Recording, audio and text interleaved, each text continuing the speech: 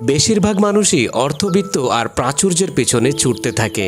খুবই কম মানুষ রয়েছে যারা প্রকৃতির মাঝে প্রশান্তি খুঁজে। তেমনই একজন ব্যতিক্রম এবং খুবই শৌখিন মানুষের জীবনযাপন দেখাবো আজকের ভিডিওতে, যিনি তার বাড়ির ছাদে বিশেষ পদ্ধতিতে তৈরি করেছে একটি মনের মতো শখের ছাদ বাগান।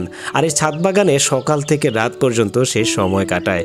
পুরো ভিডিওটি দেখতে থাকুন, আশা করি আপনাদেরও মন ভরে উঠবে এমন একটি শখের ছাদ বাগান দেখলে।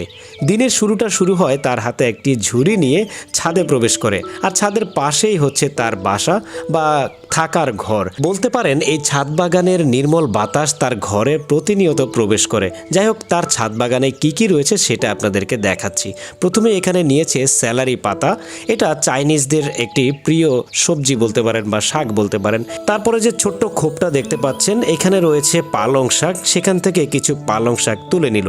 এরকম প্রত্যেকটা খোপের মধ্যে সে বিভিন্ন ধরনের শাক এবং সবজি চাষ করেছে। যেমন এখানে দেখতে পাচ্ছেন একটা বেগুন নিয়েছে, বেশ দারুণ এবং টাটকা সবজিগুলো সে সংগ্রহ করছে। তারপরে এখান থেকে আবার পাতাকপির যে পাতা রয়েছে সেগুলো সংগ্রহ করলো।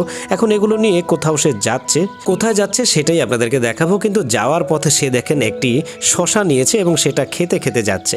দেখেন সে চলে এসেছে তার ছোট্ট একটা মুরগির খামারের এখানে। আসলে খামারও বলা যাবে না, অল্প কিছু মুরগি সে এখানে পালন করে থাকে। আর এই মুরগিগুলোকে সে তার এই যে খামার রয়েছে বা যে বাগান রয়েছে সেই বাগানের সবজি বা শাকগুলোই খাওয়ায়।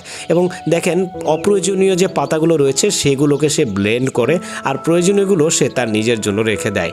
এগুলোকে ব্লেন্ড করার পরে এর সাথে পোলট্রি যে খাবারগুলো বা ফিড রয়েছে সেই ফিডগুলো মিক্স করা হবে। সে নিজেও শশা খাচ্ছে, আবার সেই শশাটা আবার ব্লেন্ড করে মুরগিকেও খাওয়াচ্ছে। খুবই চমৎকার এবং দারুণ দৃশ্য।